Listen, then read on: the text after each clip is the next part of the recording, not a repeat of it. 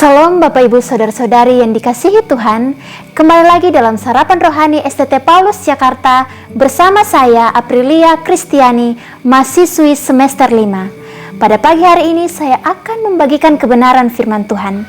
Sebelum itu saya mengajak kita untuk berdoa. Kita berdoa.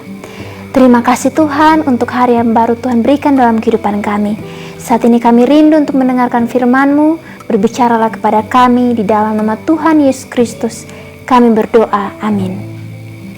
Bapak Ibu Saudara-saudari yang dikasihi Tuhan kita Yesus Kristus, berbicara mengenai perencanaan. Kata dasar rencana adalah suatu konsep atau rancangan tentang apa yang ingin diwujudkan, dan tentunya dengan adanya perencanaan memungkinkan kita agar apa yang ingin dicapai berjalan dengan baik.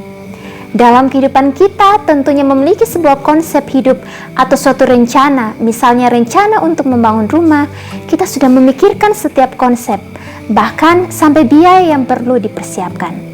Nah, dalam kehidupan kekristenan tentunya kita perlu untuk membuat suatu rencana hidup. Dan tentunya kita juga memerlukan sesuatu yang dapat menjamin kehidupan kita, yaitu Yesus Kristus. Untuk itu tema yang akan saya bagikan untuk kita renungkan secara bersama-sama, yaitu Allah bertahta di atas setiap perencanaan. Bapak Ibu Saudara-saudari yang diberkati Tuhan, untuk itu yang menjadi pertanyaannya bagi kita adalah mengapa kita harus menempatkan Allah untuk bertahta atas kehidupan kita? Kebenaran yang pertama, karena hanya Allah yang dapat mengendalikan kehidupan kita. Kita dapat buka dalam kitab Yesaya pasal 55 ayat yang ke-8. Firman Tuhan berkata, sebab rancanganku bukanlah rancanganmu dan jalanmu bukanlah jalanku. Demikianlah firman Tuhan. Bapak Ibu Saudara-saudari yang diberkati Tuhan, pada pembacaan kita dikatakan dengan jelas bahwa Allah memiliki rancangan yang lebih dari apa yang kita pikirkan dan harapkan. Kita boleh saja merencanakan berbagai hal apapun itu, tetapi ketetapan Allah yang pasti dalam kehidupan kita. Sekuat apapun kita berusaha dan sejauh mana kita melangkah, kalau Allah tidak berkenan terhadap rencana kita, semuanya tidak akan berhasil.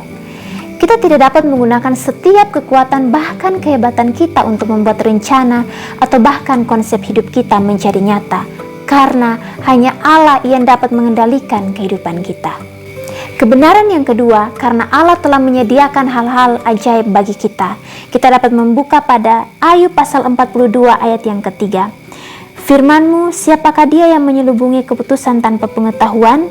Itulah sebabnya tanpa pengertian aku telah bercerita tentang hal-hal yang ajaib bagiku dan yang tidak kuketahui. Bapak Ibu Saudara-saudari yang diberkati Tuhan, ketika kita telah menyerahkan kehidupan kita kepada Allah sebagai pemegang kehidupan kita, janganlah kita merasa cemas terhadap tingkat keberhasilan dari setiap rencana kita. Dalam ayat ini dikatakan dengan jelas bahwa ada hal-hal ajaib yang telah Allah sediakan. Semuanya tergantung respon kita kepada Allah. Jangan juga ketika kita telah benar-benar berserah kepada Allah, namun masih lama untuk Allah nyatakan dalam kehidupan kita, kita malah mulai ragu kepada Allah. Tetapi perlu tanamkan dalam hati kita bahwa Allah tidak hanya membuat sebuah rencana tanpa adanya penggenapan darinya.